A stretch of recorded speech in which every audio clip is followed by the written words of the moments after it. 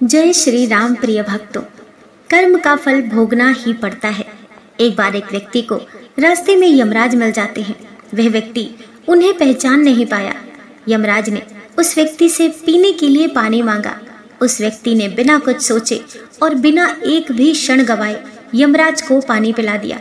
पानी पीने के बाद यमराज ने उस व्यक्ति को बता दिया कि वह उसके प्राण लेने के लिए आए हैं, किंतु उस व्यक्ति ने यमराज की प्यास बुझाई है, इसीलिए वह उन्हें अपनी किस्मत बदलने का एक मौका देते हैं। इतना बोलने के बाद यमराज ने उस व्यक्ति के हाथ में एक डायरी दे दी और उस व्यक्ति से कहा कि तुम्हारे पास 10 मिनट का समय है। इस डायरी में तुम जो भी लिखोगे वही सच में हो जाएगा, लेकिन ध्यान रखना कि तुम्हारे पास केवल 10 मिनट ही हैं। उस व्यक्ति ने डायरी खोलकर देखा कि पहले ही पेज पर लिखा था कि उसके दोस्त की लॉटरी निकलने वाली है और वह करोड़पति बनने वाला है। उस व्यक्ति ने वहां लिख दिया कि उसके दोस्त की लॉटरी ना निकले। अगले पेज पर लिखा था कि उसका एक रिश्तेदार चुनाव जीतकर मंत्री बनने वाला है। उसने वहां पर लिख दिया कि उसका रिश्तेदार चुनाव हार जाए।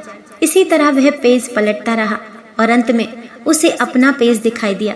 जैसे ही उसने कुछ लिखने के लिए अपना पेन उठाया, फिर यमराज ने उस व्यक्ति के हाथ से डायरी वापस ले ली और कहा, वत्स, तुम्हारे 10 मिनट अब खत्म हो गए हैं, अब कुछ भी नहीं हो सकता है। यमराज ने कहा कि तुमने अपना पूरा समय दूसरों का बुरा करने में व्यतीत कर दिया और अपने आप को ही खतरे में डाल दिया। अब तो तुम्हारा अंत निश्चित है। अब तुम्हें कोई नहीं बचा सकता, क्योंकि तुम अपने आप को ही नहीं बचा पाए। यह सुनकर वह व्यक्ति बहुत ज्यादा पछताता है, लेकिन अब पछताने से कुछ नहीं हो सकता, क्योंकि अब सुनहरा मौका उसके हाथ से निकल चुका था। अगर भगवान ने आपको कोई शक्ति दी है तो कभी किसी का बुरा ना सोचें और ना ही किसी का बुरा करें। दूसरों का भला करने वाले सदा सुखी और दूसरों का बुरा करने वाले सदा दुखी रहते हैं।